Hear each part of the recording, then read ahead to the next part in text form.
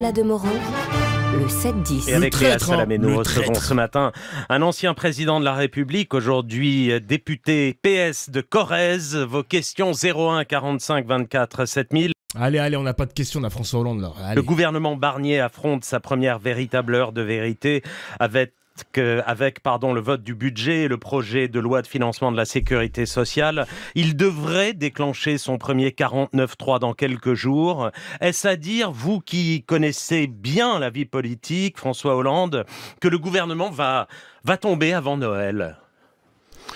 Je ne sais pas, ça dépend du Rassemblement national, puisque le gouvernement Barnier, Michel Barnier lui-même, n'ont été nommés et constitués que parce que le Rassemblement national avait donné son aval. Lorsque Emmanuel Macron cherchait pendant des semaines un Premier ministre, il avait fini par donner le nom de Michel Barnier parce que c'était Marine Le Pen qui ne le récusait pas. J'avais moi-même, à votre micro, dit que cette solution entraînait nécessairement un lien entre Michel Barnier, qui n'est un... Il y a un mec qui m'a DM sur Instagram, Dofla, t'as dit qu'il n'y aura pas de censure, donne-nous la source. Ben les gars, la source, elle est simple. Il y aura peut-être pas de censure. Attention les mecs, il y aura peut-être pas de censure parce que Michel Barnier recule, a accepté des concessions. Donc peut-être que finalement le RN va pas censurer les mecs, on sait pas. Parce que le RN a dit, on ne censure pas si vous acceptez nos lignes, notre politique à nous, notre budget. Donc les gars, pour l'instant il a cédé un peu de terrain. Il y a encore des lignes rouges, on va attendre. C'est pour ça que là, on va écouter les journaux, etc., les mecs, pour se mettre à jour de tout ce scandale politique qui débute depuis 9h du matin, les mecs. Hein. C'est depuis 9h du matin, il est quelle heure? 20h. Faut tout rattraper, les mecs, faut tout rattraper. Pas lui-même soupçonnable de quoi que ce soit, mais un lien entre Michel Barnier et le Rassemblement national. Donc vous avez la réponse.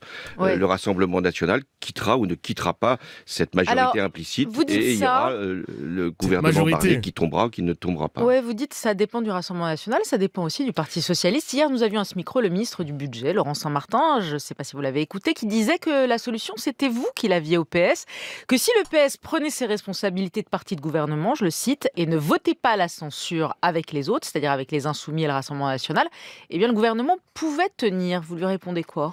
Mais n'empêche, c'est ouf hein, quand même, hein, parce que là, les macronistes sont tellement malins, ils envoient la patate chaude, soit au PS en mode ne nous censurez pas, soit au RN ne nous censurez pas. Les mecs, c'est abusé comment ils se déresponsabilisent. Hein. C'est vraiment des incapables. Putain, ça me dégoûte sérieusement. D'ailleurs, les gars, restez. Hein. Je vais vous passer une vidéo tout à l'heure que j'avais tweetée. Vous devez absolument voir cette vidéo, les mecs. On termine cette vidéo. Vous me le rappelez en stream parce que j'ai pas une bonne mémoire. Et après, je vous la montre. Que c'est arithmétiquement vrai et politiquement faux. Puisqu'il n'y a eu aucun effort pour associer les groupes socialistes, aussi bien de l'Assemblée et du Sénat, à une solution budgétaire. Aucun amendement n'a été repris venant des socialistes, qui étaient des amendements sérieux, et je peux les confirmer, aussi bien pour les recettes que pour les dépenses. Enfin, il y a une ligne politique où ce que vous demandez sur un budget depuis des années, c'est-à-dire faire davantage payer les entreprises qui font des profits, faire davantage payer les plus hauts revenus, c'est écrit, ça a été écrit. Non, ce n'est pas écrit comme il conviendrait. C'est pas un amendement socialiste. Quand il n'y a ni le rétablissement de l'impôt sur la fortune, ni la remise en cause de la flat tax, ni un prélèvement sur les revenus les plus élevés qui pourrait être cohérent, qu'il y a une réduction du budget d'éducation. Il n'est pas dans cette rupture, Hollande. Hein. Là, depuis tout à l'heure, je l'écoute depuis 2 minutes à peine. Il n'est pas dans cette rupture avec le macronisme. Dans ce dernier épisode des Feux de l'amour, on a encore une fois un François Hollande qui joue les sages de la montagne en mode non les gars, il faut une certaine stabilité politique, faut pas bousculer les institutions comme le RN et comme font aussi les mobs de la France insoumise. Attention, le fameux Jean-Luc Mélenchon, c'est bon le chaos, je vous spoil, c'est le chaos, mais les gars, le PS ça sera toujours la même chose hein. Et c'est triste quand même parce que ça fait passer François Hollande pour le big boss du PS, mais les gars c'est pas François Hollande le big boss hein, c'est pas le big boss hein. Le big boss, c'est Olivier Faure. C'est lui qui dicte les règles du PS. C'est pas François Hollande, les mecs. Hein. C'est pas parce qu'il était président de la République que c'est lui qui est le grand patron. Non. C'est Olivier Faure, le vrai patron.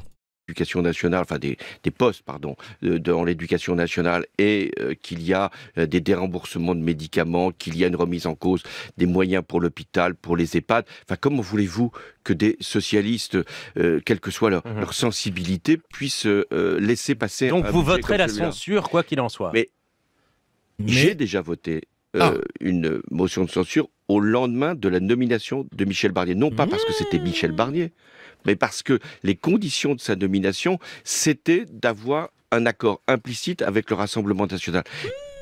C'est vrai qu'il avait voté une censure. J'ai parlé trop vite, mais ça, c'était le Hollande d'il y a 1 mois. 2 mois, pardon. C'était le Hollande d'il y a 2 mois. Il a voté la censure. Ok, mais là, maintenant, mon gars Hollande, qu'est-ce que tu vas faire? Et j'ai dit moi-même qu'il y avait là une construction qui était à la fois fragile et dangereuse. Eh bien, nous y sommes. Mais François Hollande, vous qui avez été président de la République pendant 5 ans, Je vous le confirme, oui. qui avez géré le pays, qui savait mieux que personne la situation dans laquelle se trouve le pays, la situation financière, les taux d'emprunt, notre dette à rembourser, les plans sociaux qui se multiplient, 170 000 emplois seraient menacés.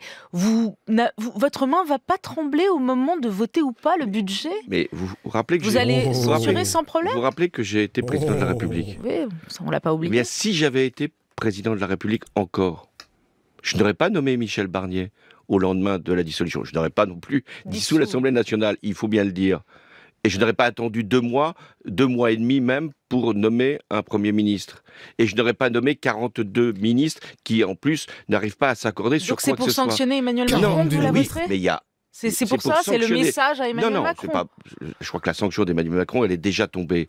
C'est pas du tout par rapport à Emmanuel Macron en tant que personne, mais en tant que fonction, puisque vous m'interrogez par rapport à la fonction.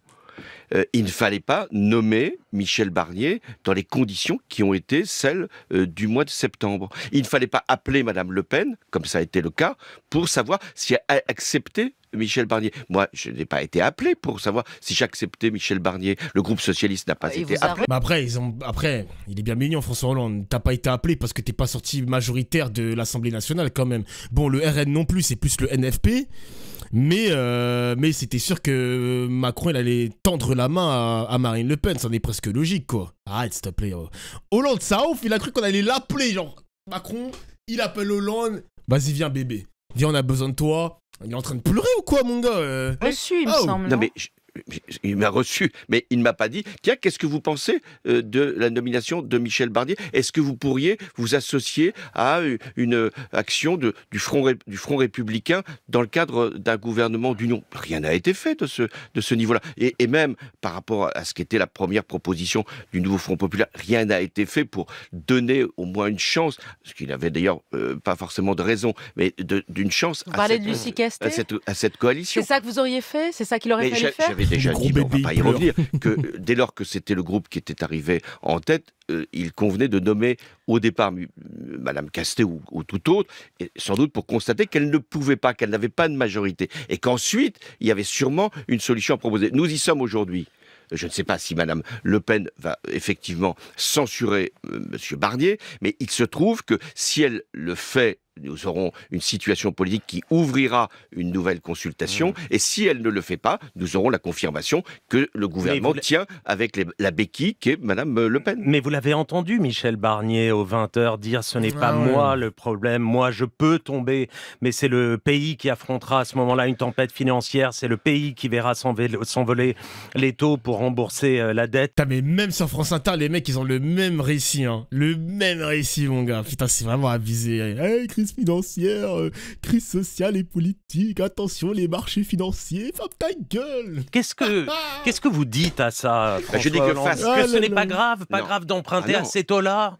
On peut s'offrir une crise politique en plus? Non, mais je dis que, compte tenu de la situation financière, elle est grave, puisque nous avons découvert que le déficit de l'ensemble des administrations publiques était supérieur à 6%.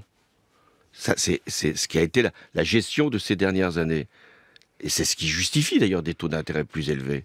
Ce qui est grave, c'est que le budget qui est présenté par le gouvernement de Michel Barnier ne corrige que très peu cette dérive. Et les concessions qui ont été faites ne font que ce budget est un gruyère, fait de trous. et qu'il y a effectivement une suspicion sur la capacité de la France. Ça, c'est grave. Et le fait que la France, enfin l'État français, est à payer... Ils vont jamais se mettre d'accord, putain. C'est limite, le RN ne censure pas le gouvernement la semaine prochaine, quitte à avoir un budget bancal, hein, parce que, ok, l'électricité... D'ailleurs, les mecs, je vous spoil, hein, mais ils renoncent à l'augmentation de l'électricité. Mais BFM TV a indiqué que même s'il y a une baisse de l'électricité, il y aura quand même une augmentation de l'électricité. Il faut que je vous montre l'article là, je vais vous la retrouver, attendez. Des taux d'intérêt équivalents à ceux de la Grèce. Vous vous rendez compte, pour ce qui me concerne, vous vous rappelez ce qui a été ma présidence, où j'ai moi-même sauvé, enfin, avec d'autres, heureusement, la Grèce, permis qu'on garde la zone euro, permis de rétablir les finances publiques, diminuer Mais là, vous prenez le risque d'ajouter de la crise à la crise. Mais ce n'est pas... Enfin, changeons peut-être l'ordre des responsabilités. Ce n'est pas le Parti socialiste, ce n'est pas moi-même qui met le pays dans cette situation. Il y a eu un choix que j'ai contesté d'un gouvernement Barnier avec l'assentiment du Rassemblement national. Cette majorité... Ouais, voilà, c'est là. Taxe sur l'électricité, les précisions de Matignon sur les propos de Michel Barnier. L'annonce de Michel Barnier va éviter seulement une partie de la hausse des tarifs de l'électricité, comme le précise Matignon. Le gouvernement va permettre seulement ce que prévoit le droit sans intervention supplémentaire, soit un retour à une situation fiscale pré-bouclier tarifaire. Le prix de l'électricité devrait ainsi quand même augmenter. Le manipulateur Barnier va encore tromper les Français. Pas de communication de la part du RN. Je sais pas comment ça va se passer sous les tweets de Bardella ou j'en sais rien si ça veut quand même censurer ou pas. Précis les mecs, il faut toujours préciser les choses. C'est important les mecs de vous préciser les choses. Montre la vidéo d'Ofla. Quelle vidéo? Ah, la vidéo de tout à l'heure. Attends. Mettez pas la charrue avant les bœufs les mecs. De toute façon, je pense pas qu'on va écouter toute la vidéo, hein, parce que là, je veux juste attendre les bonnes questions, genre présidentielle anticipée, etc. Je vais voir. Attendez. Je vais trouver la minute. Implicite ne tient même pas, il y a des surenchères tous les jours et on voudrait se retourner, parce qu'aujourd'hui il y a effectivement un risque de censure, vers le Parti socialiste, en disant mais alors pourquoi vous le soutenez pas, monsieur Barnier? Donc vous nous dites ce matin, pour ce qui est de la motion de censure, si le 49.3 est utilisé, vous la voterez sans scier et sans trembler. Oui, il y a encore eu hier une rencontre entre Michel Barnier et les présidents des groupes socialistes, ils ont fait leurs propositions, aucune n'a été retenue, donc la conséquence, s'il y a du 49.3, c'est qu'il y aura une motion de censure, et cette motion de censure, vous la voterez, François Hollande. Vous la voterez. Il va la voter, ok. On écoute la prochaine question, c'est la question la plus amère, on va passer à une autre. Attendez, je vais juste écouter. Et ensuite, il se passe quoi? Si le gouvernement tombe la semaine prochaine, comme il semble que nous y allons... Eh bien, nous aurons perdu 3 mois de plus. Et donc, nous allons perdre encore 1 ou 2 mois. À la situation antérieure, c'est-à-dire où le président de la République, parce que c'est à lui que reviendra la responsabilité de nommer un nouveau Premier ministre ou de garder l'ancien, il verra quelle est la meilleure solution. Qu'est-ce que vous dites concrètement ce matin? C'est à ce moment-là le président de la République qui aura à nommer Oui, alors qu'est-ce que vous dites ce matin? Parce que les insoumis sont clairs. 1, Lucie Castet, si pas Lucie Castet, présidentielle anticipée. Vous dites quoi? Lucie Castet, si pas Castet, présidentielle anticipée, Bernard Cazeneuve, vous dites quoi? Je vais vous dire ce que je ne veux pas. Premièrement, il n'est pas possible de revenir à la situation qui était celle de Lucie Castet, qui n'avait pas de conditions pour être nommée Premier ministre. Vous l'aviez soutenue? Je l'ai soutenue, mais il n'y avait pas la majorité pour la soutenir à l'Assemblée nationale. J'en prends acte. J'en prends acte. D'accord, mais vous l'aviez soutenu il y a 2 mois. Mais on l'a quand même. Mais il est con quoi? Il a soutenu Lucie Castet, sachant que l'Assemblée elle était divisée quand même en 3 blocs. Mais c'est un hypocrite ce mec. Il savait déjà ce qui allait se passer à l'Assemblée nationale, même s'il a adoubé Lucie Castet. Mais il se fout de notre gueule lui. Moi maintenant vous la soutenez plus. Vous m'avez entendu. Il y a eu une proposition qui a été faite. Il y a eu un choix de l'Assemblée nationale de nommer, enfin de valider Michel Barnier. Donc ça veut dire implicitement que la solution du nouveau Front populaire avec Lucie Castet, c'est pas la personne qui est en cause. Il n'y a pas de majorité autour du nouveau Front populaire pour qu'un Premier ministre puisse être désigné issu de ces... Mais ça sert à rien de céder quand même, parce que dans tous les cas, mais il est con quoi. Mais franchement, le downfall de ce mec, ça veut dire que il baisse les bras sur n'importe quel candidat de gauche parce que le RN et parce que les macronistes vont dire non à n'importe quel candidat de gauche. Ça veut dire que M. François Hollande va devoir soit s'abstenir, soit adouber un candidat de droite. C'est un malade ce mec. Mais c'est un malade. Les gars, je suis fou ou je suis pas fou? C'est un malade. Même si t'as pas la majorité, tu fais comme la LFI. Tu adoubes quand même un candidat de gauche, ma gueule. Tu t'en fous, tu lui donnes ton big up. Enfin, je sais pas, moi. Bon, ça me paraît normal. Je le constate. Deuxièmement, je ne suis pas favorable à une procédure de destitution du président de la République. Je ne suis pas favorable à ce qu'il y ait une élection présidentielle anticipée dans le contexte que l'on vient de décrire d'instabilité et de péril sur les marchés. Donc je suis responsable si Michel Barnier, parce qu'il n'a pas le soutien du Rassemblement national, tombe, eh bien il faudra chercher un Premier ministre qui puisse avoir l'assentiment d'une majorité à l'Assemblée nationale. Qui? Bernard Cazeneuve? J'avais déjà donné ce nom-là, et vous connaissez mes liens d'amitié avec Bernard Cazeneuve. Il y avait eu donc une proposition qui avait été faite, le président de la République ne l'avait pas retenue. Maintenant, il va être dans une situation où il va être, si le gouvernement Barnier tombe, dans l'obligation d'aller chercher une solution. Et cette solution, c'est pas lui qui peut la trouver. La méthode... Mais tu vois, il adoube Bernard Cazeneuve, il avait proposé ce nom, mais même le RN a dit non à Bernard Cazeneuve. Donc dans tous les cas, il aurait pu se manger une censure, parce que peut-être qu'une partie du NFP aurait aussi une défiance envers Bernard Cazeneuve. Mais François Hollande, j'arrive pas à comprendre ces mecs-là. Hein. J'arrive pas à comprendre les hommes politiques, les mecs. Je vous jure, les gars, ça me rend fou. Ça me rend fou, vraiment. La seule méthode que je connaisse dans une démocratie qui est parlementaire, eh bien, c'est nommer une personne et que cette personne cherche sa majorité à l'Assemblée nationale. Et Boris Vallaud évoquait dimanche la possibilité d'un gouvernement qui travaillerait avec les partis de l'arc républicain. Ça vous semble une bonne idée, ça? Mais ça veut dire quoi, en fait, pour le Parti socialiste? Jean-Luc Mélenchon a réagi. Alerte, le PS est en train d'organiser un nouveau socle commun avec d'autres à la place du nouveau Front populaire. Il a raison de s'inquiéter. Il est sur une ligne qui est effectivement cohérente. Il veut une élection présidentielle anticipée. Il veut être candidat à l'élection présidentielle. Ah, anticipé. Il ne sera pas président, il le sait aussi. Il ne sera même pas au deuxième tour, il le sait aussi. Ah ouais. Mais il est dans une situation où il veut une élection présidentielle. Pas moi. Je pense que l'élection présidentielle doit avoir lieu à la date voulue, c'est-à-dire en 2027, et que la gauche doit se préparer, de se reconstituer et de faire qu'il y ait une candidature qui puisse valablement gagner la présidentielle. Voilà le schéma dans lequel je m'inscris. Boris Vallaud, il a raison de dire si le gouvernement Barnier tombe, eh bien il y aura forcément à rechercher autour d'une personne qui sera nommée par le président de la République, mais on va lui donner quelques indications, pour qu'il puisse trouver les moyens de gouverner jusqu'en 2027. Mais les Insoumis disent que c'est une trahison du NFP.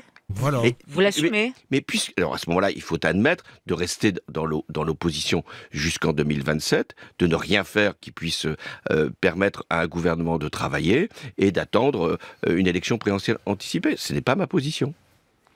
Et je veux dire que dans le nouveau Front populaire, nous n'avons pas dit il faut que le président de la République démissionne et que nous allons préparer une... Après, il a raison sur le dernier point, les mecs. Hein. C'est vrai que dans l'alliance NFP, c'est pas tout le monde qui accepte une démission d'Emmanuel Macron. Moi, j'arrive pas à comprendre comment on peut refuser la démission d'un président qui n'arrive pas à unifier les Français autour d'un projet commun. Même avec une assemblée divisée, il n'y arrive pas. Casse-toi! Ils n'y arrivent pas, les mecs, ils n'y arrivent pas! Et moi, j'arrive pas à comprendre, parce que, ok, Macron, dans son fort intérieur, ne va pas démissionner parce que, vas-y, peut-être qu'il est égocentrique, peu importe, on s'en fout. Mais ses adversaires politiques qui veulent le maintenir au pouvoir, j'arrive pas à le concevoir, les mecs. J'arrive pas à le comprendre. Il a peur de perdre sa place de député ou quoi? Genre, mec, t'es député jusqu'à, au minimum, juin 2025, donc ça va quand même. Il le protège. Mais ouais, mais c'est de la fausse opposition, les mecs. Hein. C'est de la fausse opposition. Et encore une fois, supposons que le RN veut censurer le gouvernement, ce serait quoi l'étape d'après? Ce serait quoi l'étape d'après? À un moment donné, la question de destituer Macron va devoir forcément se poser de la part du RN aussi, les mecs. C'est vraiment de l'opposition en carton, les gars. Une élection avant 2027. Les Insoumis, aujourd'hui, dans leur niche parlementaire, proposent d'abroger 2 réformes des retraites, celle d'Élysée